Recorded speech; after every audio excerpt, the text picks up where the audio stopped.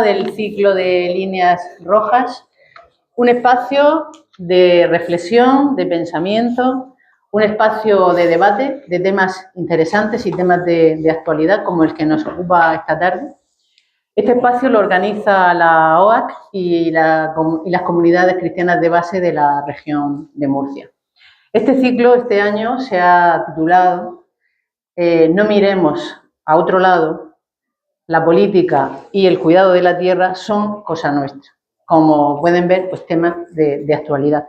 La semana pasada se hizo la charla sobre el cuidado de la tierra y en esta ocasión vamos a hablar de un tema de actualidad y que nos preocupa bastante como ciudadanía, como es la polarización política y qué efectos tiene esa polarización sobre la convivencia.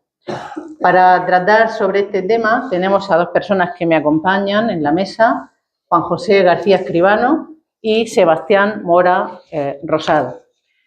Juan José García Escribano es licenciado en Ciencias Políticas y Sociología en la Universidad Complutense de Madrid, doctor en Sociología por la Universidad de Murcia, profesor del Departamento de Sociología y Política Social de la Universidad de Murcia desde 1994, es codirector del Grupo de Investigación CEMOP, Centro de Estudios Murcianos de Opinión Pública de la Universidad de Murcia, que viene elaborando los barómetros de opinión pública de la región de Murcia desde el año 2000, lo que hace que sea un gran conocedor de nuestra región y de nuestro comportamiento como ciudadanía en nuestra región. Ha publicado más de 20 artículos en revistas nacionales e internacionales. Algunos de estos artículos sobre el tema que vamos a tratar esta tarde, como por ejemplo la inmigración como tema polarizador en España o la inmigración como eje de polarización en la estrategia política de la derecha radical en España. Tiene como autor o editor 20 libros en diversas áreas de sociología con títulos como Mujer y Medio Ambiente en la región de Murcia, Elecciones en la región de Murcia o Cómo vota el electorado murciano.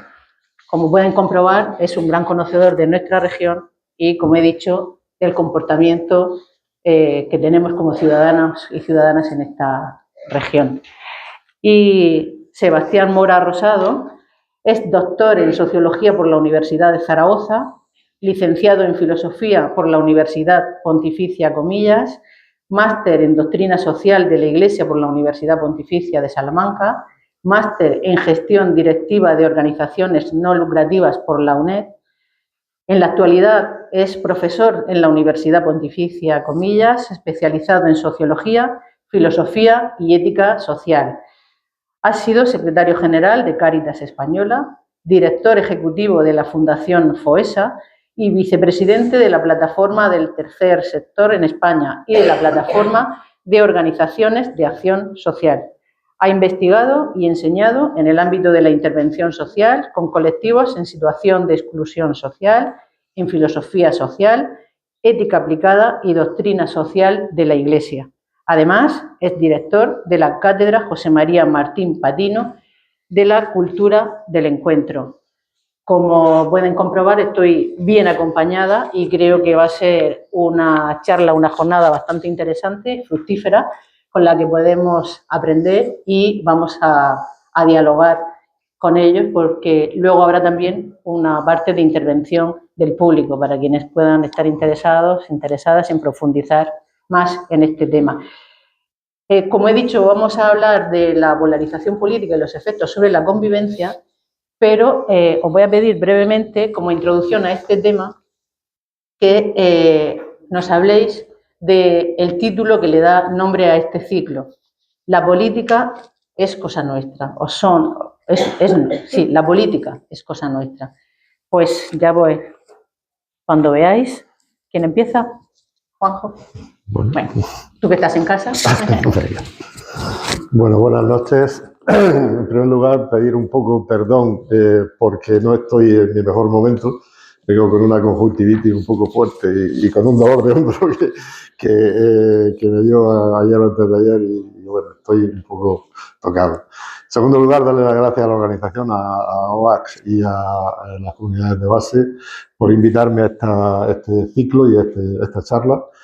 Bueno, yo creo que para un profesor de la universidad, de vez en cuando exponer lo que está haciendo y poder contrastarlo con la realidad más inmediata y con la gente que sabe, que lo que realmente sabéis sois vosotros.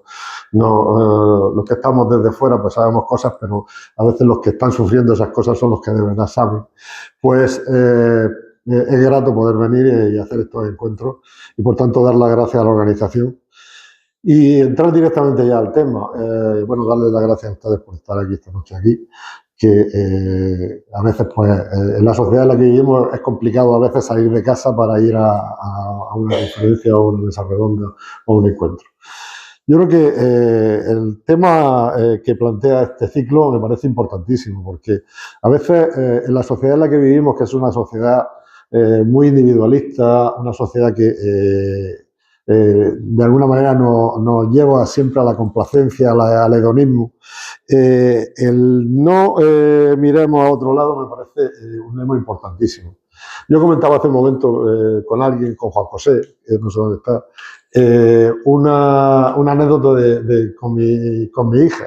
Y decía, bueno, cuando yo estaba en política, también no lo he puesto en el currículum, pero estuve en determinado momento en política y fui consejero de esta comunidad autónoma. Yo, una de mis hijas, que es muy ecologista, siempre me decía, no hacéis lo suficiente, os faltan muchas cosas que hacer, tal. Y yo siempre le decía lo mismo. Y tú cuando sales de la habitación no apagas la luz. Uno puede apagar la luz y está haciendo por el medio ambiente, Entonces, claro, uno puede hacer cosas a nivel individual, puede hacer cosas y puede no mirar a otro lado y no echarle las culpas a los demás. Muchas veces tendemos a echar la culpa a los demás. Estamos en un estado que probablemente, por influjos todavía del franquismo, pues tiene también esa idea de que todo lo tienen que solucionar desde otros niveles y que nosotros tenemos que hacer poca cosa. Ese paternalismo de las dictaduras que a veces llevaba a que el propio Franco le dijera a sus ministros no se meten ustedes en política. Bueno, pues eso llevó a que efectivamente muchas veces aquí siempre estamos pensando en que tenemos que poner muchos más inspectores, que tenemos que poner muchos más personas que controlen. Y claro, ¿quién controla a los controladores? Que es la típica frase que viene del Imperio Romano. La idea fundamentalmente es que tenemos todo y tenemos posibilidades de hacer cosas. Y esas pequeñas cosas que hacemos, pues a veces tienen resultados. Y también muchas veces pongo, y voy a empezar poniendo anécdotas personales, pongo otra anécdota personal de mi infancia casi.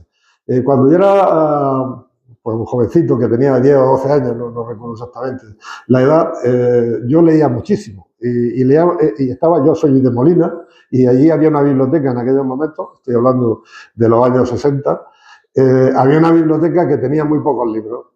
Y llegó un momento en que yo, que era un crío, pero me había leído todos los libros de la biblioteca. Y fui a la señora bibliotecaria y le dije, mire usted, que yo quiero que ustedes compren libros, que yo ya me he leído todos los libros. La señora me dijo, mira, es que se lo he pedido al alcalde más de una vez y el alcalde no me da presupuesto. Y yo, con una mente infantil, pero una mente que después fue efectiva, pues cogí una carta al director de La Verdad, fue mi primera publicación en la prensa. Hice una carta al director de La Verdad donde puse a parir al alcalde. Y se ve que al director de La Verdad, diciéndole que yo era un crío, de no sé qué, tal, pues le hizo gracia y la publicó. Inmediatamente el alcalde, que además conocía a mi padre, lo llamó y le dijo que tu hijo es poco menos que el diablillo de tal y tal. Bueno, pero tuvo resultado en la carta. Al final, compraba un libro. Un crío de 12 años consiguió que un alcalde franquista de la época se movilizara para comprar libros. Bueno, pues yo creo que se pueden hacer cosas. Siempre se pueden hacer cosas. Entonces, yo creo que toda mi vida ha estado con esa idea de que aunque sean cosas pequeñitas que cada uno puede hacer desde su casa o desde el sitio donde está trabajando, se pueden hacer cosas. Por tanto, no miremos hacia otro lado, porque estamos viviendo en un momento, ya me meto más en el plano sociológico, en un momento muy complejo, en un momento donde la sociedad está cambiando, y está cambiando desde hace unos años. Está cambiando desde hace unos años porque a finales del siglo XX se produjo el inicio de lo que yo llamo una nueva revolución. En la historia de la humanidad se han producido hasta ahora 2 revoluciones y una que estamos en curso de ella. Las 2 revoluciones primeras, una fue hace 12.000 años, fue en el Neolítico, cuando descubrimos la agricultura y descubrimos la ganadería, y eso cambió totalmente el mundo y cambió totalmente la concepción de la sociedad. La segunda revolución fue la revolución industrial, que se produce a finales del siglo XVIII, principios del siglo XIX, empieza la revolución industrial, depende de los países, que también cambia la concepción del mundo y cambia totalmente nuestro sistema de vida. Y estamos en la tercera revolución, que es la revolución informacional. Una revolución que va a cambiar total y absolutamente también, está cambiando nuestro mundo. Lo que ocurre es que estamos en el proceso de cambio y por tanto todavía no vemos el final de ese cambio, pero ese cambio tiene ya, en estos momentos, tiene ya consecuencias y las estamos sufriendo. Esas consecuencias hacen, por ejemplo, que las sociedades que eran bastante sólidas en el siglo XIX, en el siglo XVI, en el siglo XVII, eran sociedades donde era previsible el futuro, en estos momentos nada es previsible. Podemos tener acontecimientos que cambien total y absolutamente nuestro concepto del mundo, que cambien total y absolutamente nuestra vida. Yo pongo también un ejemplo, se lo pongo a mis alumnos. En el 1989, a finales de 1989, allá por el mes de octubre de 1989, si ustedes van a Le Monde, a un periódico francés, verán una entrevista con François Mitterrand. François Mitterrand en aquel momento era el presidente de la República Francesa. Y le preguntan a François Mitterrand, una de las frases que yo saco de la entrevista, le preguntan: ¿cree usted que verá caer el muro de Berlín? Y François Mitterrand dice: no, yo soy muy mayor, yo no voy a ver caer el muro de Berlín. Mi hijo probablemente tampoco, pero seguro que lo verán mis nietos. Bueno, al mes había caído el muro de Berlín. O sea, una persona con esa información, no estoy hablando de mi amigo Pago que vive ahí en la Garapacha, no, estoy hablando de François Mitterrand, del presidente de la República Francesa, con esa información no era capaz de prever el futuro a un mes. Por tanto, ¿cómo vamos a decir que podemos prever el futuro? Ese es uno de los grandes elementos que está hoy día de alguna manera constriñendo la vida de cada una de las personas, que no somos capaces de tener una cierta seguridad. Y a veces buscamos la seguridad en los líderes fuertes, en los mensajes simples, en definitiva en cantamañanas. Y esa seguridad a veces nos engaña. Bueno, de esto hablaremos y sí, no quiero seguir más. Profundizando, bueno, sí, era una introducción. Sí. Adelante. Le doy la palabra a Sebastián. Bueno, buenas tardes a todos y a todas y muchas gracias por la invitación a poder compartir reflexiones, experiencias, ideas que nos puedan ayudar a situarnos en la realidad que vivimos. Claro, la pregunta que nos hacía, pues claro que sí, claro que tenemos que comprometernos y meternos en el ámbito de la política, ¿no? Pero yo sí que creo que tendríamos que hacer también una reflexión de marco en donde se desarrolla este ámbito de la política. Los ingleses en el mundo anglosajón, para lo que nosotros definimos como política, ellos tienen tres palabras que aluden a tres ámbitos distintos de la política, ¿no? Uno que es el ámbito más estructural, policy, que dicen ellos, que es bueno, en qué marco general, estructural, sistémico, de alguna forma estamos viviendo ese compromiso o esa falta de compromiso con la política, donde nos jugamos el elemento más estructural sistémico, que creo que no se nos puede olvidar. El ámbito de la polarización y todo lo que vamos a ir charlando después se da en un momento, evidentemente, de cuarta revolución industrial, como hemos comentado, pero también se da en un contexto de un capitalismo en una fase nueva, ¿no? Un capitalismo de promesas decrecientes, ¿no? De alguna manera, donde ya el capitalismo no nos va a prometer bienestar para todos, como parecía prometernos, sino que nos va a prometer una cierta situación para unos pocos, en un contexto muy competitivo. Y creo que no podemos meternos en el ámbito de la política sin tener esta dimensión estructural que de alguna manera está estructurando nuestras vidas de una forma muy clara. En segundo lugar, ellos definen también la politics, que sería un poco los procesos políticos, ¿no? ¿Cómo nos gestionamos eso de la política? No solo la institucional, pero también la institucional, ¿no? Y yo creo que en este momento lo que estamos viviendo es una auténtica crisis de lo que hemos denominado democracias liberales de los últimos 50, 60, 70 años, ¿no? La tercera ola de democratización que anunciaban algunos politólogos, bueno, pues parece que se ha vuelto una ola regresiva, ¿no? Y cada día hay menos países, los índices de democracia en el mundo que se puedan llamar democráticos, y lo que es más importante, el carácter antidemocrático y autoritario acampa entre nosotros. Entre los jóvenes, voy a poner los jóvenes muy grandes, de 18 a 44 años, ya con 44 años es joven en España. El otro día me daban una definición muy sociológica de joven. De joven es todo aquel que puede ir solo al servicio. Ampliamos sociológicamente el campo de la juventud. Bueno, pues en España, en esa cohorte de 18 a 44 años, prácticamente un cuarto de la población, en torno al 23-24%, estaría dispuesto y a favor de un gobierno autoritario. Redondeando hacia arriba, un 25% de la población. Si no estamos hablando de una cuestión marginal, sino que estamos hablando de una dinámica autoritaria muy generalizada. Hay algunos autores que hablan del extremismo del centro. Es decir, ya es que la sociedad en general, la sociedad, pongo muchas comillas, pero para entendernos, la sociedad normal se ha vuelto autoritaria y estaría de acuerdo con un gobierno autoritario. Y ahí es donde tenemos que hacer el juego de la política. Y por último están las policies, que serían como las políticas concretas, ¿no? Política de sanidad, política de educación, política de servicios sociales, y ahí yo creo que lo que nos vamos encontrando es una realidad cada vez más desigual y con una mayor injusticia hacia las personas más frágiles y más débiles. Claro que hay tarea para la política. Y hay tarea para la política en un contexto donde para muchos la política se ha vuelto un elemento tan negativo en una encuesta flash del CIS del año 24, decían que el 53,4% de la población española considera la política insoportable.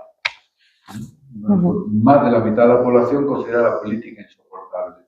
En ese contexto, tenemos que recrear un ámbito de la política desde esa dimensión más estructural, desde esa dimensión más procedimental, si queremos compartir ese término, donde lo que se está dando es un giro a un populismo autoritario incrementándose de una forma muy intensa, y un populismo que no pertenece solo a los llamados partidos de la extrema derecha, sino que está también en el ámbito de la sociedad normal, lo que podíamos llamar antiguamente las clases medias, la sociedad que se levanta, trabaja y vuelve a casa sin hacer mucho ruido. Bueno, pues esa sociedad está dando un giro autoritario de una intensidad muy notable, y también en un contexto donde las políticas concretas están mostrando su fracaso ante un capitalismo que sigue acampando desde la desigualdad, desde la injusticia y desde la opresión. Gracias, Sebastián. Ahora voy a lanzarle una pregunta para que respondan la misma pregunta cada uno de ellos, cada uno desde su ámbito, y sí os voy a pedir que sinteticéis la respuesta, porque yo he sido ambiciosa preparando una serie de preguntas que me parecen pertinentes que se puedan responder, porque nos permitirá profundizar en el tema. Y eso, si vamos concretando y nos ajustamos un poquito al tiempo, pues quizás llegue a elaborar la última.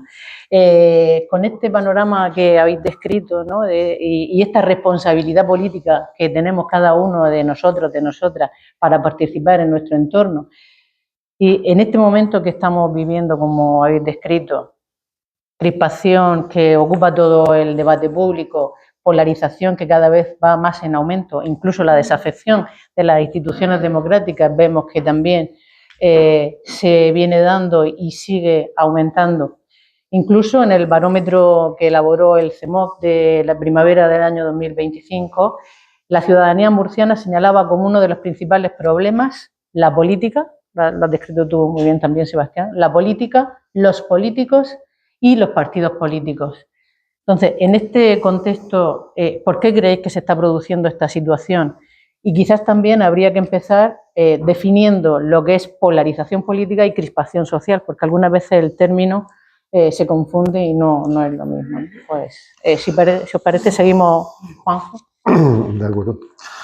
Bueno, efectivamente yo creo que hay que diferenciar claramente la polarización, porque no es una cosa sola. Hay varios tipos de polarización. Por tanto, hay que explicar que en todos los sistemas democráticos hay conflicto. Y por tanto en todos los sistemas democráticos pues hay posiciones diferentes. Y eso no significa que eso sea malo. El conflicto es bueno, que haya posiciones diferentes es bueno. El problema es cuando el conflicto se exacerba y pasa a un plano que no es el plano estrictamente ideológico o estrictamente político, sino que pasa al plano de una polarización que llamamos afectiva, que es el plano de la ciudadanía. Mientras que los políticos si discuten siguiendo unas normas y si discuten acogiéndose a esas normas y respetando al que tiene enfrente, no va a haber más problemas. Los ciudadanos deciden y decidirán que unas veces gobiernen uno y que otras veces gobiernen otro. Ahí no hay problema, aunque se puedan decir cosas más o menos altisonantes en los parlamentos. El problema viene cuando eso se traslada al conjunto de la sociedad. Y la polarización afectiva, que es lo que estamos midiendo últimamente y estamos estudiando últimamente, la polarización afectiva efectivamente lo que está haciendo es que muchas personas al final terminen identificándose políticamente no desde el plano puramente racional y de seguir o no seguir determinados programas políticos, sino desde el plano puramente afectivo, desde el plano de los sentimientos. Y cuando uno entra en el plano de los sentimientos y se identifica por el plano sentimental de la política, empieza ya no a ver al que vota a otro partido como un adversario, sino que empieza a verlo como un enemigo. Empieza a producirse un proceso de identificación tal que al final construimos un nosotros muy cerrado y un ellos muy alejado. Empezamos a pensar que los ellos no tienen derecho nunca a poder gobernar, que esos ellos cuando consigan el poder es ilegítimo y se le califica de ilegítimo y por tanto inmediatamente lo que queremos es quitarlo. Entonces, en ese sentido, la polarización afectiva está llevando a que la política se construya no desde los programas políticos, no desde las propuestas políticas, sino desde los sentimientos. Y los políticos están cayendo en la trampa de construir ese tipo de discurso. Y hablo de los políticos y hablo de todos los políticos. Aquí hay muchas cosas que son estructurales. Hay cosas que tienen que ver con la propia estructura que se produce hace unos años en España, que es cuando, de alguna manera, el bipartidismo imperfecto que existía, pues se desmorona y empiezan a venir otros partidos políticos. Empieza Podemos, sigue Ciudadanos, sigue después Vox. Todo eso hace que se fragmente claramente el panorama político español y en esa fragmentación, pues en una cultura que no es una cultura de pacto, lo que se hace fundamentalmente es empezar a pactar, pero no a pactar para, de alguna manera, conseguir determinadas políticas, sino para que no gobierne el otro. Para que no gobierne el otro, porque estamos empezando a construir bloques políticos. Si hoy día lo que hay es más bloquismo que realmente partidismo. Hay dos bloques claros enfrentándose el uno al otro. Y esos bloques están construyendo su discurso político para que no gobierne el otro, no para gobernar en positivo, sino para que no gobierne el otro. Esto, que tiene muchas más derivas y muchos más factores que están influyendo, si queréis lo comentamos después, tampoco quiero yo pasarme mucho. Y seguro que hay oportunidad para que siga hablándose de ese tema. Sí, antes no lo he dicho, pero a mí no me duele nada, tengo los ojos bien, o sea que todas las torpezas que haga son mías propias. Y las que haga yo también, ¿eh? O sea que, Sebastián, no me disculpéis, ¿no? O sea que tenía el compromiso de venir y hubiera venido por encima de todo. O sea que... A ver, yo creo que sí que es muy clave, a mi entender, que veamos que lo que está sucediendo en España no es autóctono simplemente nuestro, sino que es un carácter que está sucediendo a nivel global. Sí. O sea, este populismo autoritario o este nuevo autoritarismo o esta polarización que estamos viviendo no es un champiñón que surge en España, sino que pertenece a una dinámica global. Es más, España no hemos subido a este carro más tardíamente que otros países. Y eso nos tiene que ayudar también a ver tanto la sintomatología como las posibles acciones que tengamos como ciudadanía, ¿no? Y tenemos que ponerlo encima de la mesa. Esta polarización, además, no es un fenómeno natural, sino que es un fenómeno trabajado y buscado. En este campo revuelto hay personas que pescan peces, hay partidos que pescan peces, hay atenciones que se dividen hacia otro lado. Y hay legitimidad para hacer una serie de actuaciones que en otro contexto no lo permitiríamos, al menos con el mismo nivel de legitimidad con el cual estamos mirando hacia otro lado, ¿no? Se están atentando contra los derechos humanos de carácter más básico y al final parece que es un problema de polarización cuando lo que es un problema de barbarie. Pero la polarización también nos está sirviendo como un mecanismo de defensa para mirar a otro lado hacia el atentado más mínimo hacia las personas, especialmente las más frágiles, ¿no? Y en tercer lugar, yo creo que hay muchos tipos de polarización, como decía el compañero, que la polarización ideológica de la oferta, que llaman los sociólogos, es decir, lo que los partidos ofrecen es bastante más polarizado muchas veces que lo que la ciudadanía vive. Y que en ese sentido, esa dinámica, tenemos que estar atentos. Y es verdad que eso lo que hace la ciudadanía es que lo traspasa al terreno más emotivo de la polarización afectiva.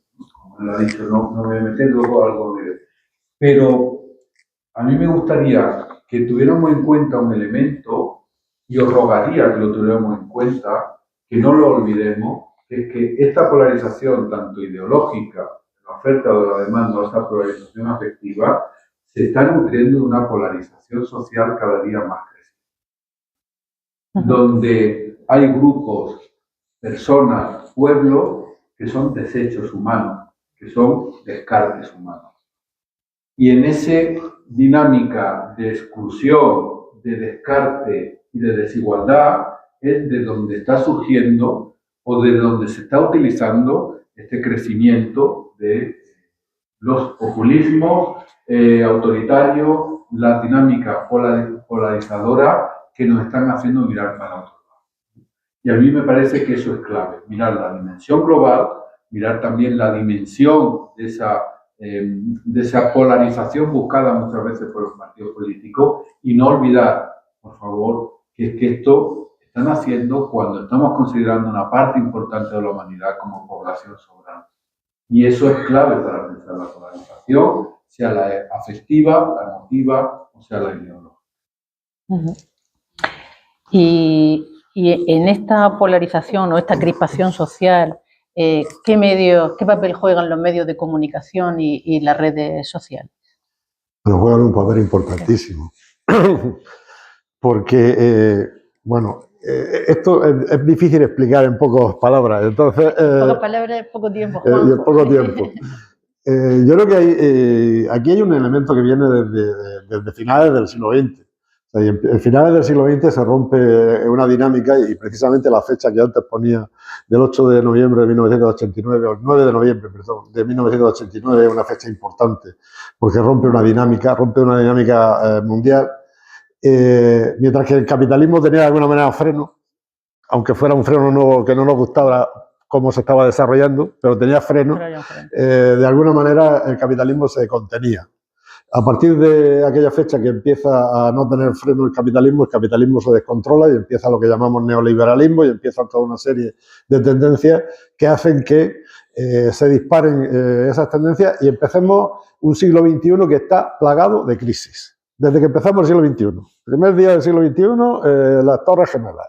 Después del siglo XXI empieza muy rápidamente una gran crisis económica importantísima. La pandemia. Después otra crisis. Bueno, estamos plagados de crisis. Que si la guerra de Ucrania, que si la guerra de... Bueno, estamos en una situación totalmente y absolutamente descontrolada. Pero esto también viene de que de alguna forma, a partir de esos momentos se está quebrando de alguna forma todos los grandes relatos que eran integradores que venían desde el siglo XIX, desde la Ilustración realmente, casi del siglo XVIII. Los relatos integradores que de alguna manera nos ayudaban a los ciudadanos a construir nuestro pensamiento respecto de. Y nuestro pensamiento se basaba en una fe en el progreso, pensábamos que íbamos a seguir progresando, ese progreso estaba muy basado en la ciencia. Hoy día hay mucha gente que cuestiona la ciencia, lo estamos viendo con el negacionismo de las vacunas, lo estamos viendo con el señor Trump diciendo que estos científicos que hablan del cambio climático están todos medio pirados. Bueno, pues estamos viendo que se está cuestionando la ciencia. En el principio de la Ilustración era la ciencia, progreso razón, la razón como elemento estructural, trabajo como elemento que contribuía. Bueno, esas eran las razones que de alguna manera ponían de distracción. Eso hoy día está derrumbado totalmente. Esto no es invento mío, lo dijo Derrida, un filósofo francés, hace unos años. Por tanto, empiezan a caerse todos los principios, se quiebran los grandes relatos que de alguna manera nos integraban. Hay toda una serie de factores económicos que empiezan también a contribuir a que en ese nuevo neoliberalismo desenfrenado empiecen a sufrir toda una serie de personas que estaban en clases sociales que de alguna manera se pensaba que lo tenían todo conseguido y que no iban. Se están desclasando las clases medias. Las clases medias van hacia abajo. Cada vez hay más distancia social. Algo que pensábamos que era algo que teníamos que tener superado con el gran pacto socialdemócrata y demócrata cristiano después de la Segunda Guerra Mundial, esa construcción del Estado social y de derecho europeo, esa construcción del Estado de bienestar, hoy día se nos derrumba también. Cada vez hay más distancia social. Chavales que le están forzándose con una idea de que cuando uno se formaba y no sé qué, no sé cuántos conseguía, y que tienen una muy buena formación, hoy día están ganando 1.400, 1.500 euros, que no les da casi para ir a comprar una vivienda, por supuesto que no, ni siquiera para alquilarla, ni siquiera para alquilarla. Por tanto, se está derrumbando desde el punto de vista económico y hay una serie de crisis que de alguna manera debilitan la confianza en las promesas de progreso.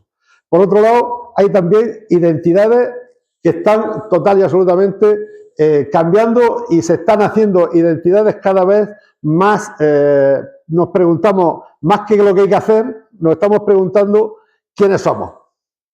Antes nos preguntábamos qué es lo que había que hacer, ahora nos preguntamos quiénes somos. Estamos construyendo identidades nuevas y hay también desintermediación. Algunas de las grandes instituciones que nos ayudaban a sentirnos que éramos lo que éramos, nos identificaban, como era la familia, como eran las propias iglesias, como la iglesia, sea la religión que sea las asociaciones de barrio, todo eso hoy día empieza a no construir identidad, construye poca identidad. ¿Qué es lo que pasa? Que cuando este entorno se percibe, como se está percibiendo, como inestable, pues la tentación de buscar, de alguna manera, certezas rígidas empieza a aparecer en nuestras mentes.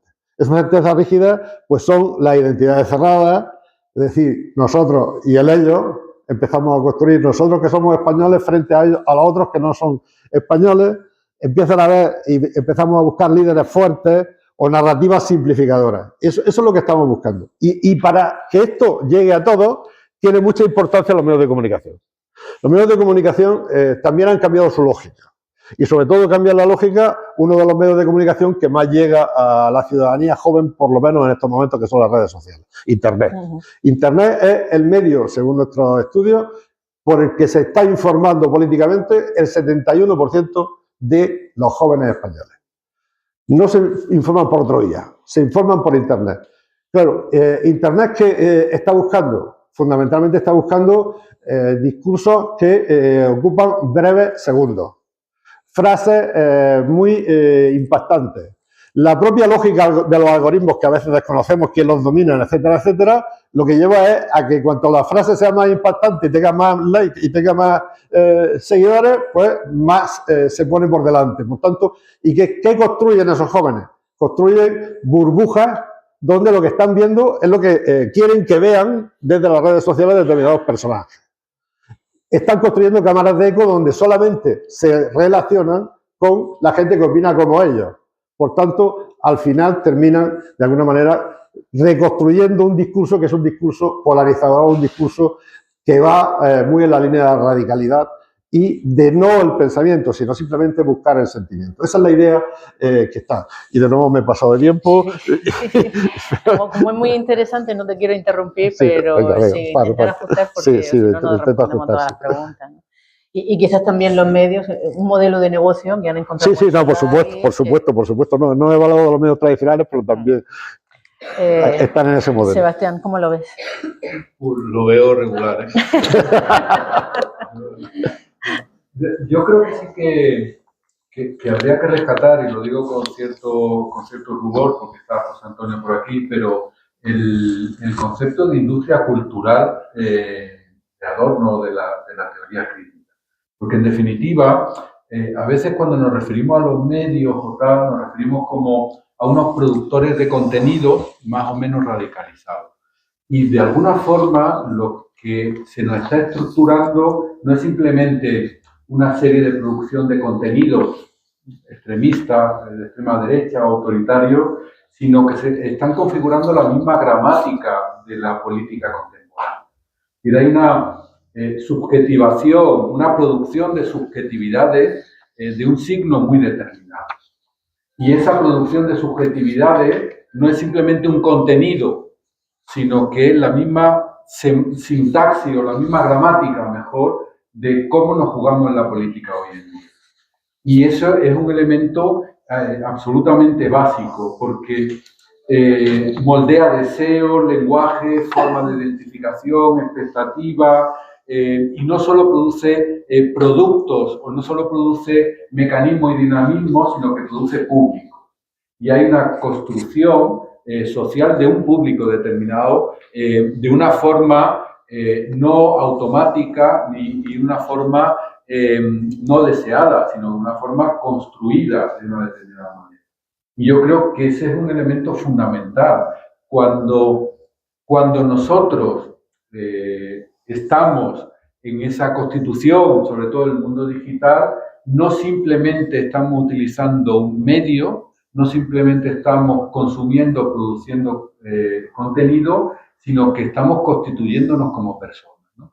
Dice Floridi, un filósofo de la técnica que habla mucho de inteligencia artificial y que creo que tiene mucha razón, dice, nosotros vivíamos diciendo las actividades que teníamos online y las que teníamos offline. Digo, cuando en realidad nuestra vida ya es online. Toda la vida está digitalizada de una forma inconsciente y estamos estructurados desde ahí.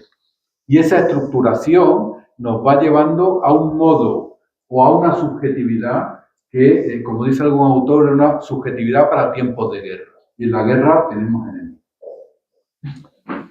Gracias, Sebastián. Esta yo creo que se puede responder de manera concisa, breve. Decías tú antes, Sebastián, que hay partidos que pescan peces, ¿no? En este contexto en el que estamos hablando en este tiempo. Y esa es la pregunta. ¿Hay partidos que obtienen beneficio de esta crispación social? Juanjo.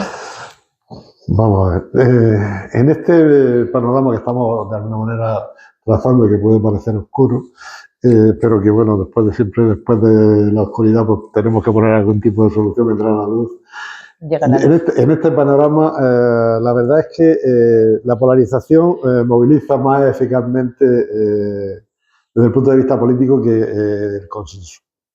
Y como la polarización moviliza más electoralmente, a corto plazo por lo menos, pues los partidos políticos en sus estrategias más inmediatas, en un mundo que se está moviendo muy en un nivel cortoplacista, donde no estamos mirando a largo plazo, ni siquiera a medio plazo, pues los partidos políticos están utilizando la polarización, la están utilizando clarísimamente en sus estrategias políticas. Es verdad que probablemente unos más que otros, pero algunos lo están haciendo total y absolutamente, están polarizando pues desde la construcción de enemigos claros. Es decir, ya no se andan por la rama, que es mi enemigo, tú eres un asesino, tú eres no sé qué, tú vas a estar juzgado dentro de poco, por tanto se construye claramente ellos que hay que quitar del medio, que hay que eliminar, al que se deslegitima y se le cosifica de alguna manera y se le deshumaniza. Por tanto, cuando uno deshumaniza a alguien termina pudiendo liquidarlo de alguna forma. Ocurrió en su momento con el nazismo y los judíos. Y están ocurriendo también no solamente a nivel de la política, sino a nivel de la ciudadanía en estos momentos. Y hay partidos que tienen esos discursos. Y después hay otros partidos que, se defienden porque saben que si no se defienden, pues probablemente también a corto plazo tengan muchas dificultades para poner a las elecciones. Entonces, en ese sentido, yo creo que se está haciendo a todos los niveles de alguna manera. Unos con unas estrategias que son más acertadas, otros con estrategias que son menos acertadas. Pero la polarización fundamentalmente yo creo que termina teniendo un cauce que lleva a que haya dos nada más. De nuevo, la idea no es, puede ser dos bloques ideológicos o puede ser dos partidos políticos. Yo creo que aquí tanto partidos de la derecha y de la extrema derecha están haciendo ese camino hacia la polarización, como hacia los partidos de la izquierda también. O sea, tampoco se puede decir que desde la izquierda, desde la centro-izquierda, no se está haciendo lo mismo. Yo creo que hoy día los dos beneficiados, fundamentalmente, y lo digo con un cierto dolor, los dos beneficiados de la polarización son Vox, el partido de la extrema derecha, y el PSOE. Creo que son los beneficiados y no estoy echándole la culpa al PSOE. Probablemente venga por culpas que de alguna manera son de todos. Pero el PSOE efectivamente también está en una línea de discurso polarizador. Evidentemente parece que va triunfando el discurso polarizador más de la derecha. Esto está llevando a que cada día más pues, se hagan también marcos discursivos que tienen que ver con la excepcionalidad y eso contribuye a la polarización. De la excepcionalidad, estas son las elecciones más excepcionales del mundo, esto de que si no gana fulanito se hunde el mundo, si no gana menganito aquí España se rompe, bueno, todos estos discursos que son de excepcionalidad, que son discursos de alguna manera muy grandilocuentes y que son falsos, porque no pasa nada después de esas grandes palabras, pasa poca cosa, pero esos discursos también contribuyen a la estrategia partidista que lleva a la polarización. Entonces yo creo que esos elementos son los que hay que empezar a reflexionar sobre ellos y debería de haber una conciencia ciudadana que de alguna forma presionara a los políticos y castigara a los políticos que siguen en la línea de, pero resulta que como la juventud no se informa o se informa poco porque se informa por redes sociales, otras personas pues resulta que vivimos también mirando a otros sitios, no miramos hacia otro lado, pues resulta que al final todo esto está calando en buena parte de la sociedad española. Me callo de momento. Sí, esta iba a ser breve. Sí, sí. Sebastián. Dos reflexiones breves. La primera, yo sí que creo que a nivel de partido o de partidos, ¿vale? En la dimensión global, no solo quien está pescando más peces serían los partidos llamados de la extrema derecha. Sí, digo, en términos cuantitativos. Es verdad. Haciendo un análisis puramente métrico, quien está ganando la batalla del voto, del pescar del voto, son los partidos de extrema derecha, a mi entender. Y yo creo que en las elecciones que está habiendo en los últimos tiempos, tanto en Extremadura como en Aragón, esa dinámica se va viendo de una forma nítida, ¿no? El PSOE no está pescando peces a día de hoy en esa dinámica, ha podido pescar peces o posicionamiento. Lo que sí creo yo que es importante es mirar la polarización no solo desde los partidos políticos. Yo creo que a veces cuando medimos la polarización solo desde la adscripción emotiva a un determinado partido político, definimos una realidad, pero no definimos toda la realidad. Y lo que se están conformando, más allá de los partidos, más acá de los partidos, son los que los americanos llaman las megaidentidades, donde son cubiletes, donde caben personas por adscripciones o por afinidades electivas parecidas, ¿no? ¿Eres cazador, te gustan los toros y eres católico? Pues eres de Vox o de por ahí, ¿no? No puede haber un católico de izquierda, no puede haber alguien que le guste los toros de izquierda, no puede haber un cazador de izquierda, porque se generan como mega identidades muy claras que van más allá o más acá de los partidos políticos. Y eso después traducido al voto puede producir elementos paradójicos. Y en esa polarización o en esa pesca de las mega identidades, yo diría que de forma clara, de forma nítida y para mí de forma triste y sombría, está ganando el bloque polarizador autoritario a nivel global y a nivel nacional. Y eso es un elemento que tenemos que tener muy presente para oír también en el análisis de la mera batalla partidista, sino para meternos en el marco interpretativo general y ahí los populismos autoritarios, especialmente los de derecha, están arrasando hoy en día, a mi entender. Y los partidos que mencionas de ultraderecha, precisamente lo que más proclaman también son discursos de odio. Y hablando de esos discursos de odio, que vemos que lo que hacen es criminalizar a determinados grupos sociales. ¿Qué está ocurriendo para que eso se siga dando y las instituciones democráticas no puedan frenar esos discursos de odio, de manera que esta criminalización de estos sectores sociales, o como vimos aquí, como ocurrió en la región de Murcia, ese episodio violento, porque estos discursos llevan también a la violencia, ese episodio que vivimos en Torre Pacheco, ¿por qué las instituciones democráticas no pueden frenar esos discursos de odio? Juanjo. Bueno, vamos a ver. Las instituciones democráticas pueden, en la medida que pueden, hacer cosas. Pero hay cosas que en una democracia, en principio, a veces es complicado poder tomar determinado tipo de política. Primero, cuando uno defiende la libertad de expresión, a veces tiene que defenderla incluso para aquellos que dicen cosas que no nos gustan. Y por tanto, es muy difícil a veces desde el poder, desde el gobierno, limitar esa libertad de expresión, aunque, como digo, estén diciendo cosas que no nos gustan. Pero hay otro elemento que todavía sobrepasa más la capacidad de los gobiernos. Es que las dicen muchas veces a través de esas redes sociales. Y esas redes sociales no tienen a veces localización, son plataformas que no están aquí, que están en otros sitios. Entonces, ¿cómo se persigue a esas plataformas si no hay un gran pacto internacional para perseguir a esas plataformas? Hace unos días el presidente del gobierno proponía que los chavales de menos de una edad no pudieran acceder a las redes sociales, cosa que es complicada. Sí, 16 años. Cosa que es complicado, también lo han propuesto los franceses, lo han aprobado ya los franceses, lo han aprobado en otros países, en Australia. Es complicado de poder llevar a efecto, porque, bueno, también nos prohibían a veces ver la televisión y ponían 2 rombos, pero la veíamos. Entonces, a veces, si no hay un control parental, si no hay realmente algo que, bueno, pues le puedes dar la clave a tu hijo y decir que tiene 18 en vez de 16. Entonces, podemos salvar eso. Es difícil de poder hacerlo, pero bueno, se está intentando.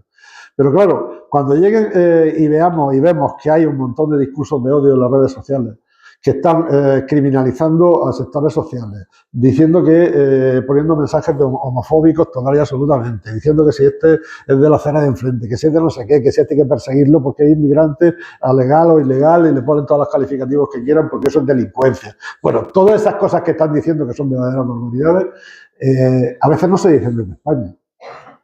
A veces se dicen y llegan a los españoles, pero sigue una línea de una gran plataforma que está en cualquier país donde a veces no hay ningún tipo de control.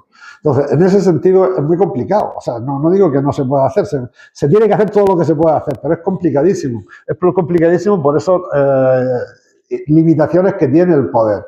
Yo recuerdo que yo era consejero en la Comunidad Autónoma, lo he dicho antes, y vuelvo a mi vida. En determinado momento estuve en cargo de la Unión Europea.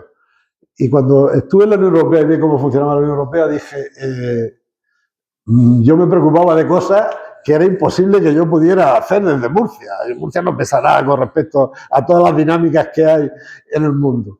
Entonces, claro, yo decía, bueno, si es que el gobierno de España tampoco pesa nada a veces para poder hacer cosas que vienen desde otras dinámicas.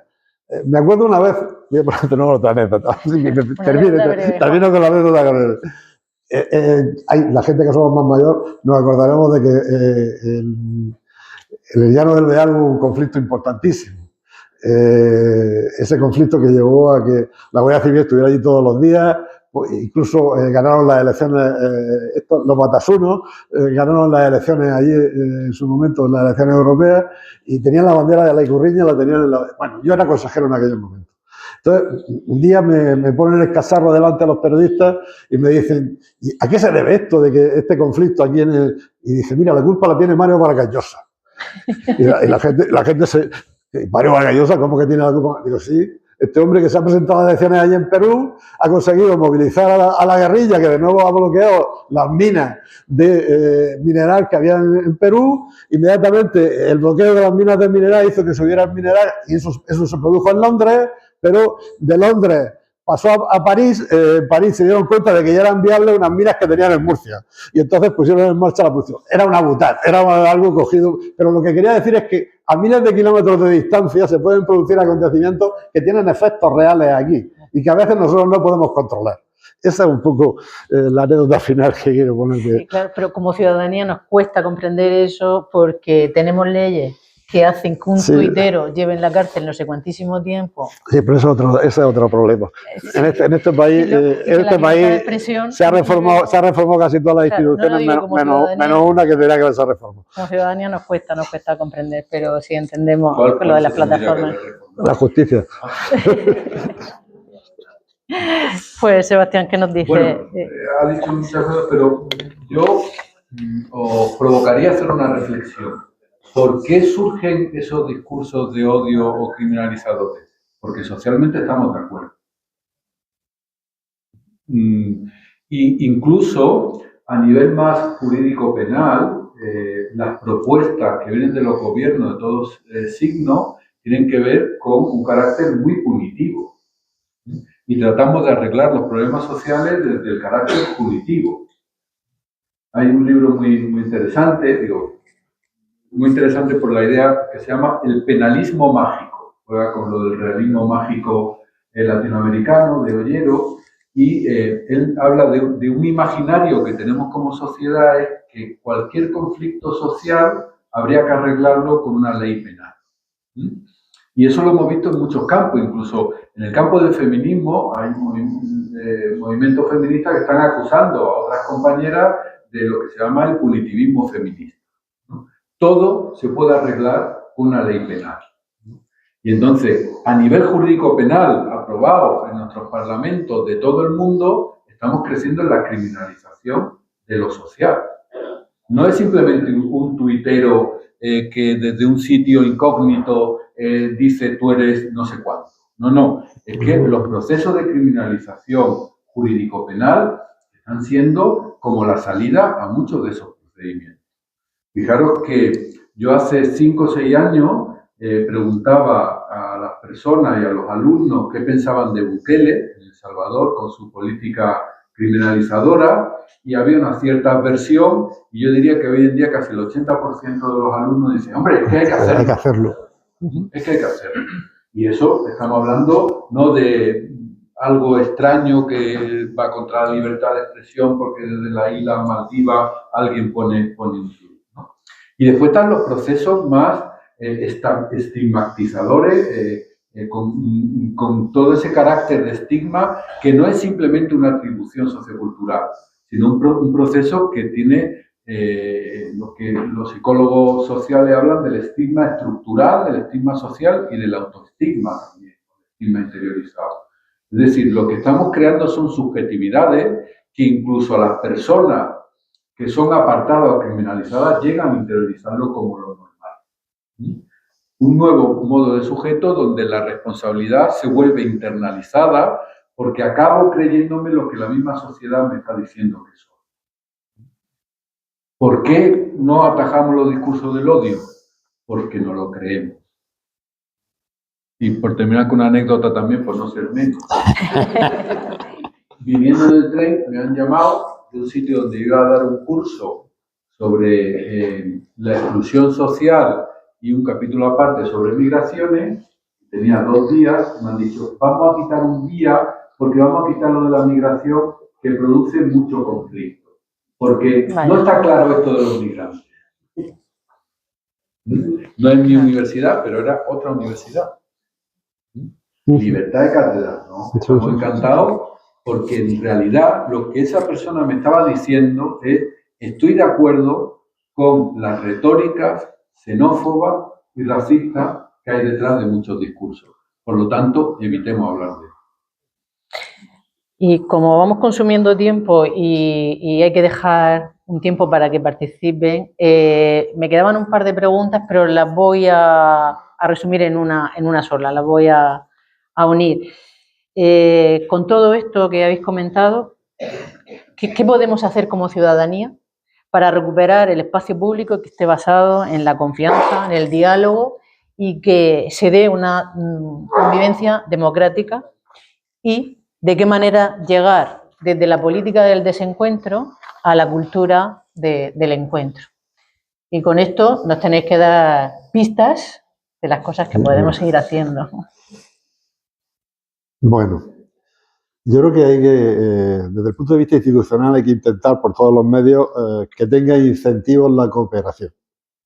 Es decir, que de alguna manera los partidos políticos que lleguen a buscar consenso y lleguen a buscar acuerdos más o menos amplios, esos tengan determinados incentivos. Eso significa, de alguna forma, que los propios entramados institucional tienen que cambiar en cosas. Hemos tenido un episodio reciente en nuestro país de algo que parecía que era para conseguir esto, que era poner una mayoría reforzada para poder cambiar los miembros del Consejo General del Poder Judicial, pero que terminó siendo un bloqueo.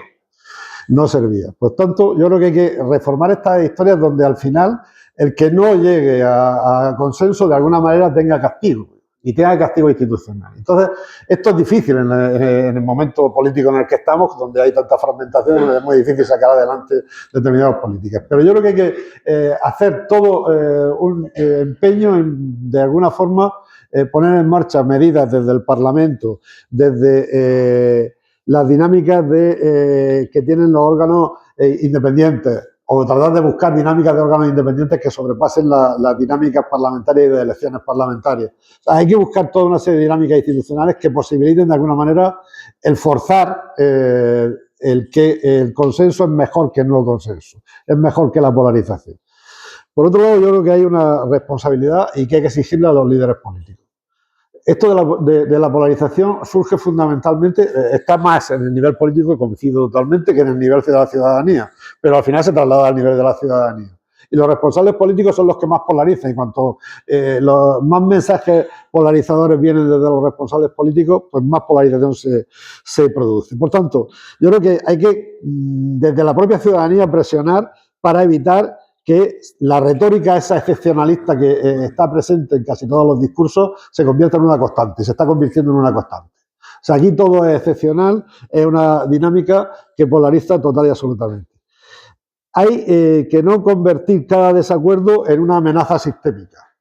Cada vez que aparece un desacuerdo a nivel político, parece que esto efectivamente se lleva por delante el país. No, mire usted, hay que empezar a bajar desde todos los sectores el nivel de credibilidad de esos mensajes que son mensajes catastrofistas que no llevan a ningún sitio. Hay que diferenciar claramente entre adversario y enemigo. Y eso hay que decírselo claramente a los políticos. Los que están enfrente no son enemigos, son adversarios que tienen otras ideas. Y ni siquiera los más radicales al final son enemigos. No deben de considerarse como enemigos. Hay que ganar en el Parlamento y en los discursos, hay que ganar por la razón, no por la emoción. Por otro lado, creo que claramente que hay que actuar a nivel de educación. Yo creo que hay que introducir la alfabetización mediática en nuestros colegios, en nuestras universidades, a todos los niveles, porque hay que enseñar a las personas jóvenes a que identifiquen la desinformación y la no verdad. Hay que enseñarles a eso, porque no lo están en estos momentos sabiendo hacer. Hay que fomentar el consumo plural, es decir, que cuando uno se informa de algo, yo cuando me siento en la mesa por la mañana, el primer periódico que hablo es el ABC. Y no coincido nada casi con lo que dice el ABC, pero uno tiene que abrir el ABC, tiene que abrir La Razón, tiene que abrir El País, tiene que abrir El Mundo, tiene que abrir La Vanguardia, que es un buen periódico. Y entonces cuando abre todo eso, pues probablemente se haga una idea de cómo es la realidad. Entonces yo creo que tenemos que enseñar a la gente de que no se puede uno beber solo de una fuente. Tenemos que beber de todas las fuentes para poder desentrañar la realidad. Hay que promover mayor responsabilidad y transparencia en las plataformas digitales. Hay que presionarles al máximo, y eso sí podemos presionarles, aunque se van a defender con uñas y dientes, ya lo estamos viendo cómo se están defendiendo, pero hay que presionarles para que haya mucha más transparencia en cómo se hacen esos algoritmos, cómo se juega con esos algoritmos, de dónde salen, etcétera, etcétera, cómo priorizan cuando apretamos una tecla, qué es lo que hacen y cómo nos siguen. Yo he estado dirigiendo una investigación, ahora recientemente se ha publicado un artículo en Estados Unidos, que hemos monitorizado las redes sociales durante 6 meses. Y puedo decir que nosotros podemos prever con esa monitorización cómo se van a comportar los murcianos en las próximas elecciones. Lo tenemos ya casi claro. O sea, entonces, hoy día con el manejo de los Big Data se puede perfectamente segmentar, se puede segmentar total y absolutamente el mensaje. Hoy día hay muchísimos, ya los que nos estamos metiendo son los ciudadanos cuando estamos llegando a los medios de comunicación. Entonces, a Internet y a las redes sociales. Estamos dándole todas las pistas a los que controlan para que puedan hacer con nosotros lo que quieran, de alguna forma. Entonces, en ese sentido, como digo, esto es peligroso y, por tanto, es necesario que ahí sí que actúen los gobiernos. Parece que la Unión Europea tomó la delantera de querer regular, pero realmente tampoco se está viendo mucho la eficacia de esa regulación. Pero bueno, yo creo que hay que exigirle a los gobiernos que vayan en esa dirección. Y por último, y acabo ya, digo que a nivel ciudadano hay que intentar, primero, exigir a los políticos que se reduzcan los agravios sociales. Mientras que no se reduzcan los agravios sociales, vamos a seguir pensando que esto de la política no soluciona nada, que los problemas son los políticos y no otra cosa, y que por tanto entonces hay que empezar a bloquear las estructuras de acceso a la vivienda, es decir, que se pueda acceder a la vivienda fácilmente por parte de los jóvenes fundamentalmente, pero por parte de toda la ciudadanía. Hay que, de alguna manera, evitar la precariedad generacional que se está produciendo, que no hay futuro en esos jóvenes. A veces les decimos que están en la derecha, y es verdad que están en la derecha, pero no le estamos dando soluciones a problemas que tienen. Hay que romper con la sensación de desigualdad injusta y con el trato que se le está produciendo ellos ven que se le está produciendo desde las propias administraciones y desde los propios gobiernos. Entonces, en ese sentido, otro de los elementos, sería el último, hay que recuperar elementos de encuentro. Hay que recuperar toda una serie de espacios de deliberación cívica. Y ahí entra desde los espacios como este, foros, pero entra también todos los espacios que tienen que ver con las exigencias de transparencia. Yo siempre me pregunto, he defendido la transparencia a muerte, me estoy acordando de Pepe Molina en estos momentos y cómo ese Consejo de la Transparencia se fue no queda nada. Y no queda nada de él. No. Hoy día que yo puedo irme a Japón y con una tarjetita sacar dinero, que es una cosa muy importante, sin ningún problema, no soy capaz de ver cómo se está ejecutando el presupuesto de mi ayuntamiento. Bueno, pues hoy día hay técnicas suficientes como para poder tener paredes y techos de cristal en las administraciones. Es necesario que efectivamente las administraciones sean total y absolutamente abiertas. Si las hacemos abiertas, muy probablemente, recuperando esos espacios de deliberación, de encuentro, etcétera, etcétera, podamos hacer que, de alguna forma, esa distancia emocional que a veces tenemos con otras personas porque votan de otra manera, pues no es que se vaya a reducir y no sigamos teniendo conflictos con ellos, pero no los vamos a cosificar y sobre todo no vamos a hacer de ellos un elemento que pueda ser considerado como un elemento a castigar extraño fuera de sí.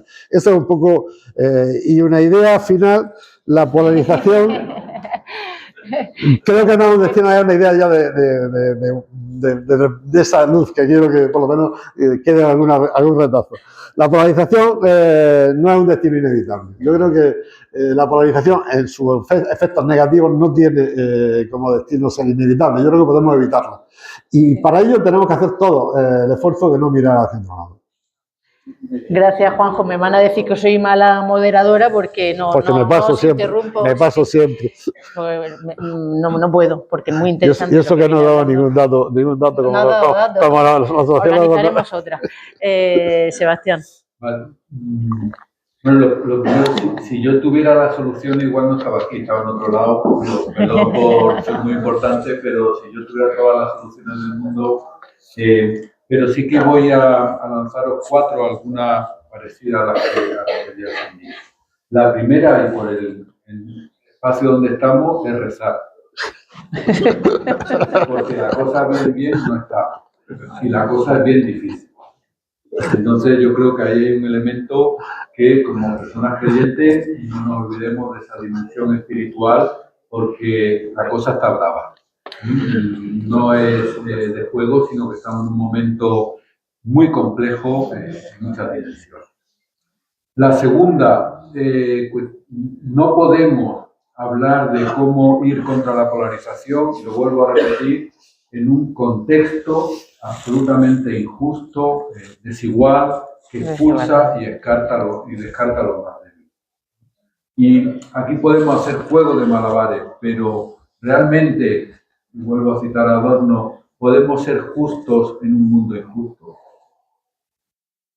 Y pues yo creo que aquí hay una primera llamada a un compromiso social más intenso, más creativo, más plural, que no podemos dejar. No vamos a evitar la polarización, podemos decir en otros términos, la condición de posibilidad hoy en día de luchar contra la polarización significa luchar a favor de la justicia social. O mejor, luchar desde los márgenes de la injusticia para poder lograr una mayor justicia.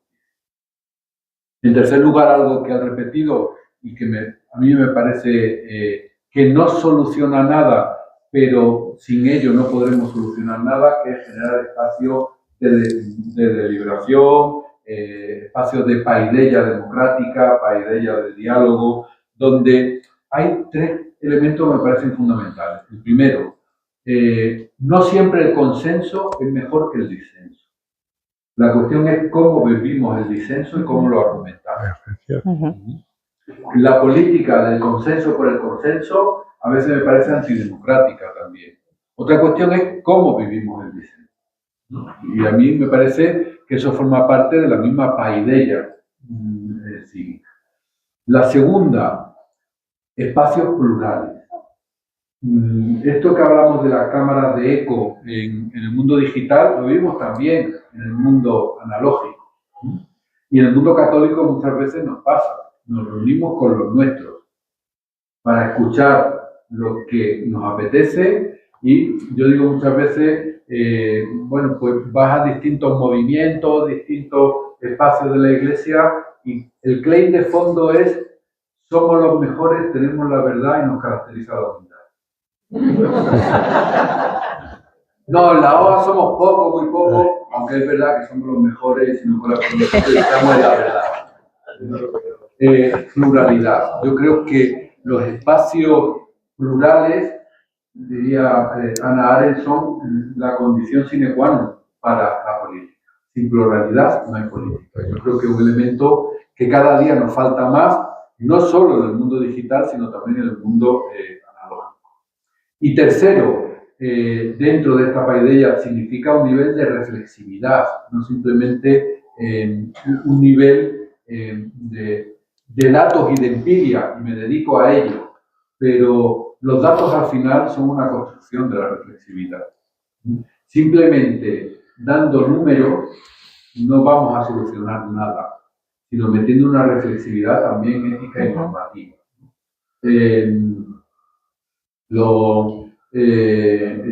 Había una viñeta de Roto de hace años que decía los números no nos hacemos responsables de los datos. Yo creo que en eso hay mucha razón. Y por último, yo creo que tenemos como sociedad un imperativo básico que es poner cortafuegos contra la barbarie.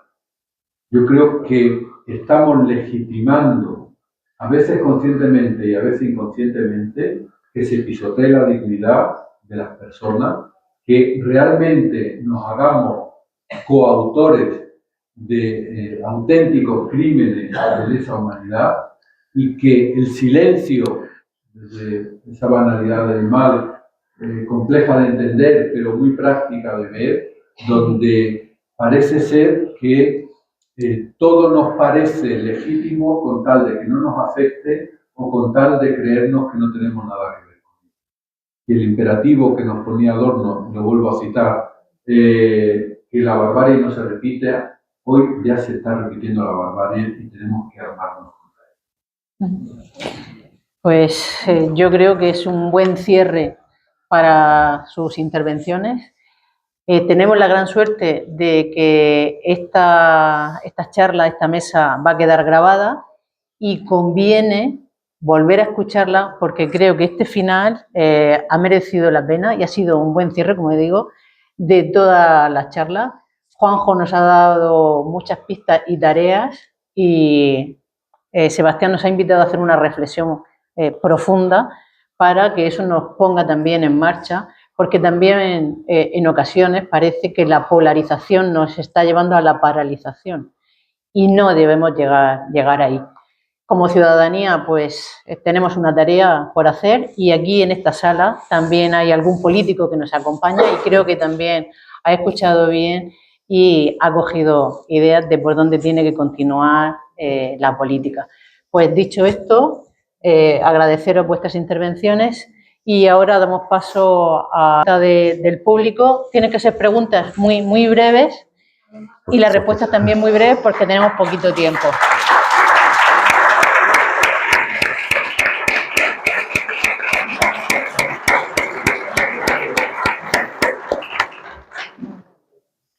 Pues por ahí, bueno. Buenas noches. Creo, pero lo planteo como duda en el fondo, que con la palabra polarización, intencionadamente o sin intención, se está dulcificando otra palabra y otra realidad. Quizás como consecuencia de un efecto más del llamado pensamiento débil.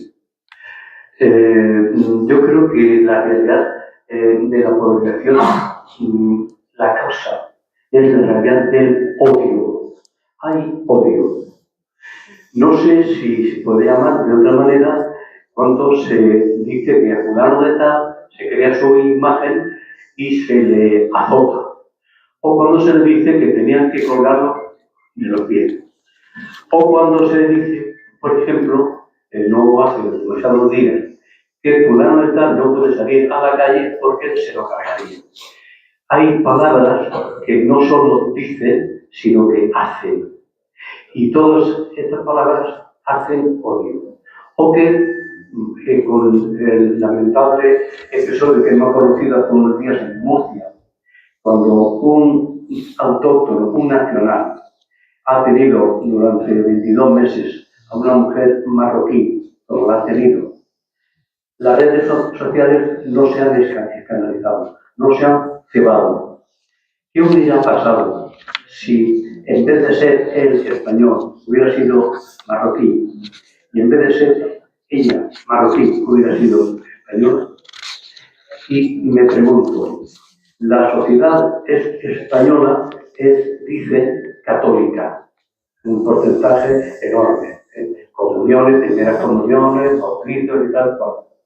Y esa sociedad española, que es católica y cuyo principio es amar al prójimo, ¿qué hace? ¿Dónde está? ¿Qué efectos tiene para que este odio se, al menos, disminuya? Gracias. Sebastián, ¿te parece?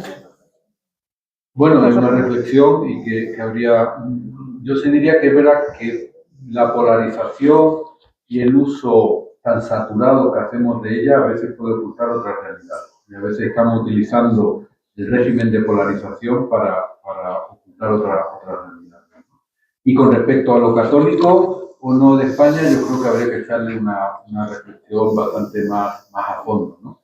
Ahora se ha puesto como de moda, ¿no? A partir de Rosalía y tal, de que todos estamos en un revival de lo católico.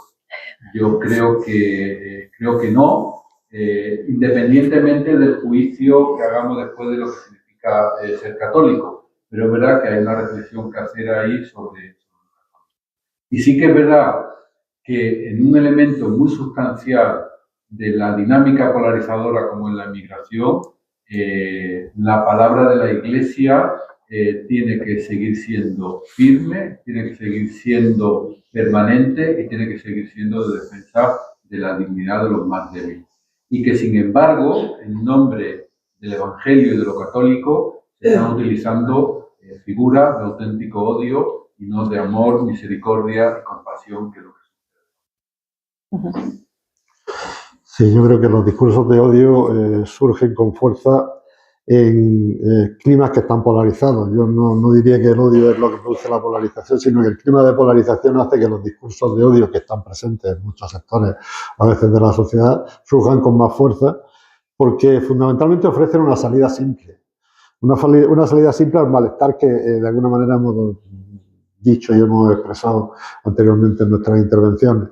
Hay un cierto malestar y bueno, pues esos discursos de odio identifican claramente un grupo culpable, hacen que alguien sea culpable, lo deshumanizan y lo convierten en conflictos complejos. Esos conflictos que son complejos y que están, los convierten en amenazas existenciales. Esos individuos al final se convierten en amenazas existenciales para alguna gente. Por tanto, son efectos sobre la convivencia que son efectos muy profundos. Y esos discursos de odio están produciendo, pues efectivamente, algunas cosas que parecían impensables. Esto de vamos a cazar a un inmigrante parecía impensable hace unos años en nuestro país y que lo hemos visto aquí cerquita hace muy pocos meses. Entonces, en ese sentido, yo creo que efectivamente hay que intentar por todos los medios, desde todos los sectores, y por supuesto yo soy agnóstico y lo declaro, pero desde la Iglesia creo que efectivamente también tiene un papel muy importante que hacer en contribuir a que estos discursos de odio se puedan de alguna manera frenar, parar y limitar. ¿Otra pregunta por ahí? Hola, gracias también por las aportaciones vuestras. Y a mí había una cuestión, la pregunta era sobre todo si no habría que recuperar también la memoria y la reflexión. Y lo digo por lo siguiente, en estas situaciones de polarización, ¿no? Que es verdad que el panorama es muy triste. Yo traigo, digamos, a memoria dos hechos aquí en la región murciana, o sea, el caso murciano, ¿no? Uno lo vimos la semana pasada, nos lo recordó Teresa Vicente, y era el más menor, que fue cosa de unos locos al principio. De pronto ganó con muchísimo más gente y además ahí estuvo gente de todas las opciones. Bueno, era la antipolarización y yo creo que aún no hemos hecho la reflexión fuerte de todo lo que significó y todo lo que puede significar. Y la otra, digamos, lucha que también significó un cambio muy distinto fueron las vías en Murcia. O sea, que el soterramiento de las vías. Yo creo que no se ha reflexionado mucho, o sea, no por los que están dentro, pero que al final se nos olvida y parece que el panorama es muy triste y de esas dos luchas empezaron siendo muy tristes sin saber a dónde llegaban y cambiaron algo. Entonces el tema era la pregunta sobre memoria y reflexión, ¿qué papel tienen? ¿No? Porque habéis dicho antes que la memoria era muy tenue y se olvida todas esas cosas también. Cualquiera de los dos. Sí, bueno, de acuerdo, y la memoria es muy tenue y además la memoria también se tiene que fijar no en los logros, sino en los fracasos. Y yo creo que aquello que no sucedió también es importante traerlo a la memoria para poder rescatarlo. Somos débiles de memoria para los logros, pero somos mucho más débiles de memoria para ver aquellos que fueron vencidos, ideas, pueblos, movimientos, y que también hay que hacer memoria para rescatar sus ansias y sus luchas, ¿no? Y yo creo que la memoria es un elemento básico para la reflexividad, un elemento básico para los movimientos sociales, en esos dos sentidos: memoria de los logros, de lo que fuimos capaces de conseguir, pero también sacar a la luz aquello que no se consiguió porque se aplazó. Sí, yo creo que la dinámica de los tiempos nos lleva, y sobre todo a la juventud, en vivir lo que yo he denominado algunas veces presente continuo. Estamos viviendo exclusivamente el presente. No vivimos el futuro, probablemente porque no podemos visualizarlo, pero tampoco reflexionamos sobre el pasado y no nos basamos en el pasado. Entonces, en ese sentido, yo creo que sobre todo los jóvenes deberían de conocer muy bien lo que pasó anteriormente. Y entre ellas, las cosas que pasó, efectivamente hay éxito. Hay muchos éxitos que hay que recordar, como el éxito del soterramiento de las vías, como el éxito, yo diría que menor, porque la ley tampoco está llevando de la defensa del mal menor, pero creo que esos éxitos también tienen que estar en la memoria y ser conocidos en la actualidad para que ese presente continuo, de alguna manera, pueda vivir el presente no pensando exclusivamente que el día termina y ya está, y al día siguiente nos hemos olvidado de todo, sino que vivamos algo que no nos haga vivir en el carpe diem, que a veces la juventud está muy viviendo en el carpe diem, y los adultos también. Vivimos el día a día, no estamos viviendo, pensando y construyendo proyectos de futuro. Entonces, en ese sentido me parece importante la reflexión que has hecho. ¿Alguna otra pregunta? Por aquí, Helen. ¿cómo se arregla? Se oye sin micro. Adelante. Se oye bien. ¿Cómo se arregla el que estamos hablando del caso del Mar Menor? Podemos hablar de otras leyes que a nivel nacional se consensúan, se aceptan, se hacen, salen del Parlamento Nacional y llega a un Parlamento autonómico que es capaz de vaciarla de contenido. ¿Cómo se arregla eso? Quizás eso ya es una cuestión que se escapa de la charla que hoy tenemos aquí. ¿Qué habría que hacer? Vamos, si queréis que lo diga de otra forma. Sí, se ha entendido perfectamente, pero digo, quizás eso daría para organizar otra charla. Pues bueno, en algunos sitios se está haciendo, intentando por lo menos hacer cosas. O sea, yo creo que todos los actores que tienen que ver con el Mar Menor tienen que sentarse y reflexionar, no en plan de excluirlo uno al otro, sino reflexionar conjuntamente. Yo fui uno de los firmantes de la primera ley de defensa del Mar Menor que hubo en esta región, que se hizo en el año 85. Yo era diputado regional y fue una proposición de ley del Grupo Parlamentario Socialista.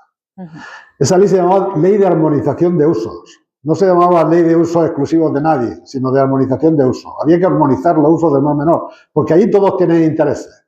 Está el interés turístico, está el interés agrícola, está el interés de defensa del medio ambiente, de defensa del Mar Menor, está el interés de los pescadores, hay intereses.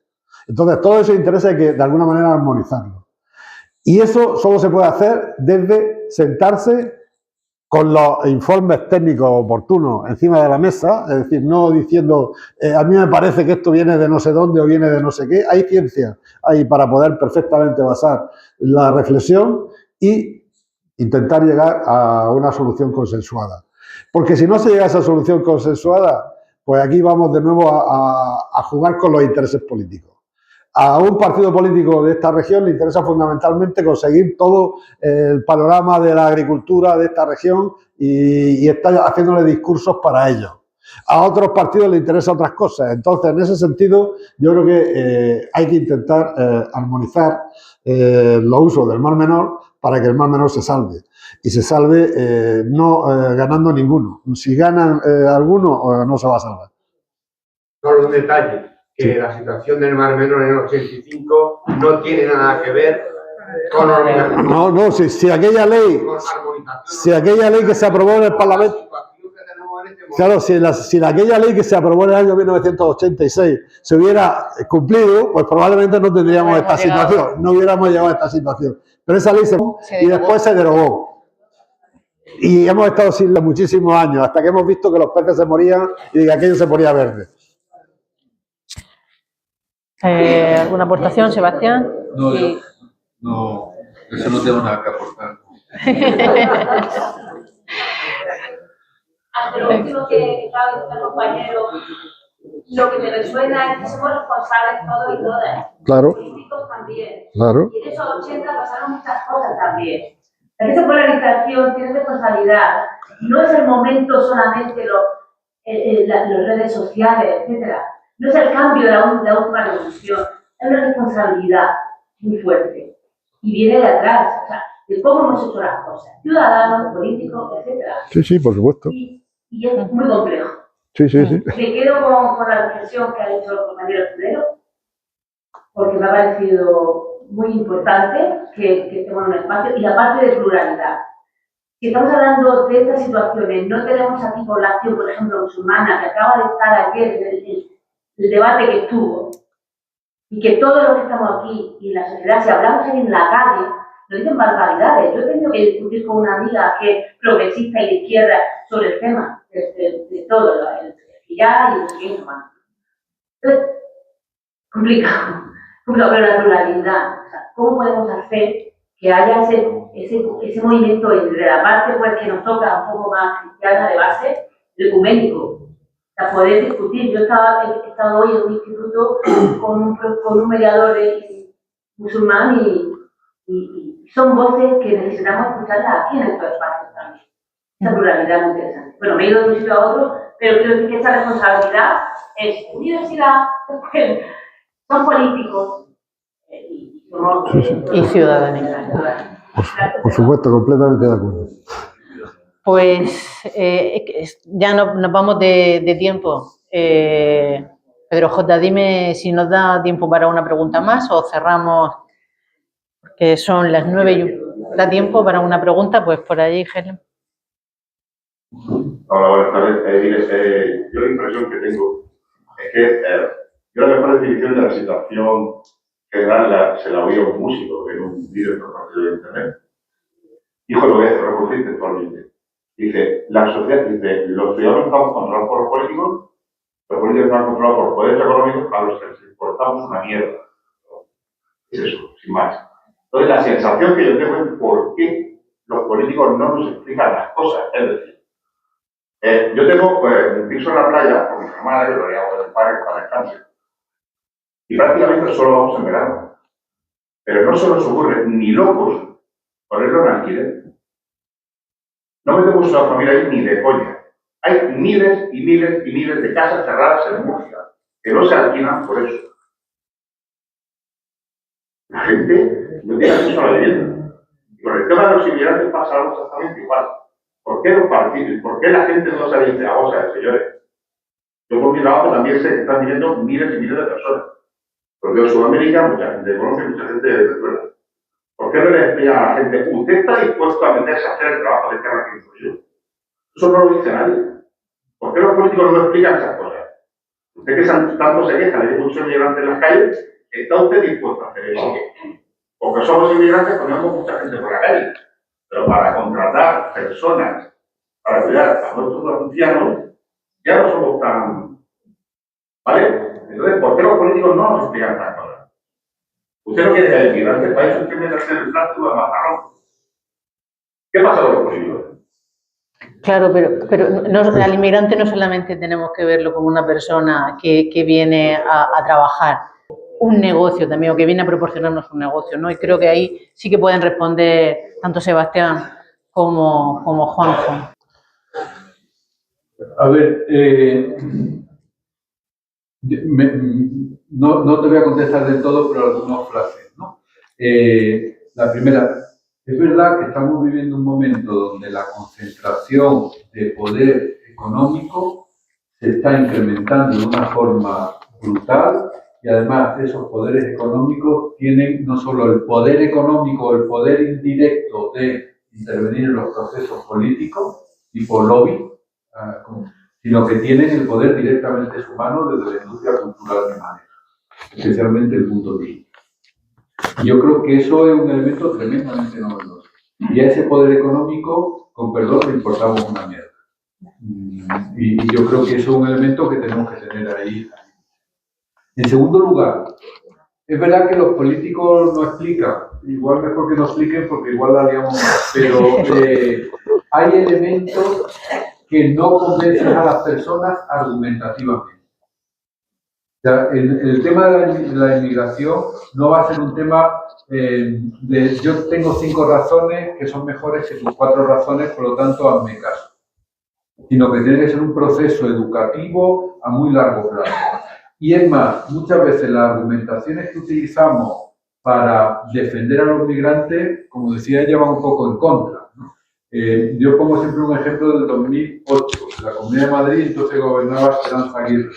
Y hubo una semana que dijo que Madrid necesitaba 40.000 inmigrantes para poder crecer y que los migrantes, como mano de obra necesaria, eran absolutamente necesarios en la Comunidad de Madrid. Estalló todo el tema de la crisis y a los 15 días estaba diciendo que sobraban de Madrid 150.000 inmigrantes por la misma razón que antes hacían falta 70.000. Porque en definitiva era un tema de un producto económico. Y cuando solo medimos las migraciones desde ahí, caemos en la misma falsedad de lo que nos pasa. Cuando lo argumentamos desde el tema demográfico, acabamos cayendo en la falsedad que nos...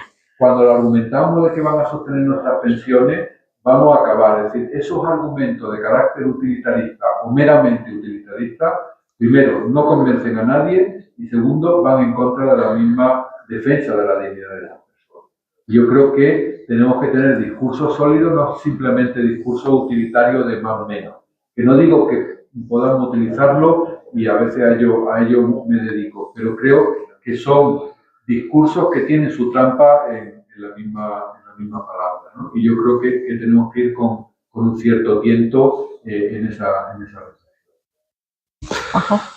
Sí, yo creo que ninguna persona que viene a este país intentando salvar la situación de partida de su país viene por ningún motivo de gozo, viene realmente forzada por la situación. Yo creo que todas las personas que vienen a este país o intentan llegar a este país desde otros países vienen forzadas por la situación, porque si no hubiera situaciones que a veces son trágicas en sus países, tanto desde el punto de vista económico como desde el punto de vista político, yo creo que se quedarían allí con su familia, vivirían felices y contentos sin ningún problema en su país de origen, como nosotros nos gusta vivir en nuestra tierra.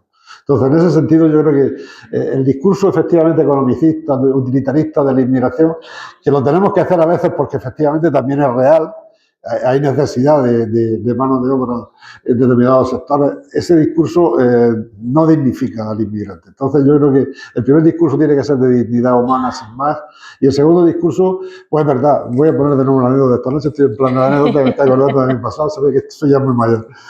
Cuando estábamos en el gobierno había mucha población que estaba demandándose por parte del campo de Cartagena, donde todavía no había casi inmigrantes, se estaba demandando población agraria, de mano de obra agraria. Y recuerdo que en otra parte de la región, en Cieza, por la zona de Cieza, zona de Valle Ricota, había mucha población que estaba desempleada, cobrando el paro, y era mano de obra agraria. El gobierno dijimos, bueno, pues que nos vamos y cogemos a los de Cieza y los llevamos a Torre Pacheco. Bueno, yo recuerdo que yo estuve en una de esas reuniones. La gente pues, nos ponía 1000 pegas y una. No, es que claro, nos cuesta el dinero llegar con gasolina a Torre Pacheco, nos cuesta tal, nos cuesta tal. No se preocupen, le ponemos autobuses, los paga el gobierno, no hay ningún problema. No, pero es que claro, tenemos que levantarnos muy temprano porque para llegar a Torre Pacheco, bueno, aproximadamente la idea y el proyecto era que pudiéramos llenar 5 autobuses, no llenamos medio, ni medio autobús conseguimos llenar, para trasladar desde Cieza a Torre Pacheco, cuando miles y miles de inmigrantes españoles se iban a Alemania, se iban a Suiza, que está mucho más lejos. Entonces, en ese sentido, es verdad que a veces determinados sectores, determinados nichos del mercado, pues la población española no quiere ocuparlos de ninguna manera. Pero claro, los que vienen desde fuera no pueden ocuparlos con indignidad y con alevosía y nocturnidad. Tienen que ocuparlos con derechos también exactamente igual que los que tenemos los españoles. Y eso significa regularización, y eso significa que efectivamente se les reconocen los derechos laborales de todos los trabajadores, incluyendo el que venga del país que venga. Me da igual. De acuerdo. Bueno, pues con estas intervenciones ya damos por concluida esta jornada, acaba este ciclo y les vuelvo a recomendar, como he dicho antes, que recurran a la grabación de la charla de hoy, y no solo esta, sino las que hay de otras jornadas. Y si quieren más información, pues pueden acudir a la página web tanto de las comunidades cristianas de base de la región de Murcia y de la OAC, que van a encontrar información plural y que se puede llevar también a espacios de discusión en otro grupo. Pues nada más, agradecerles su presencia, la de Juanjo y la de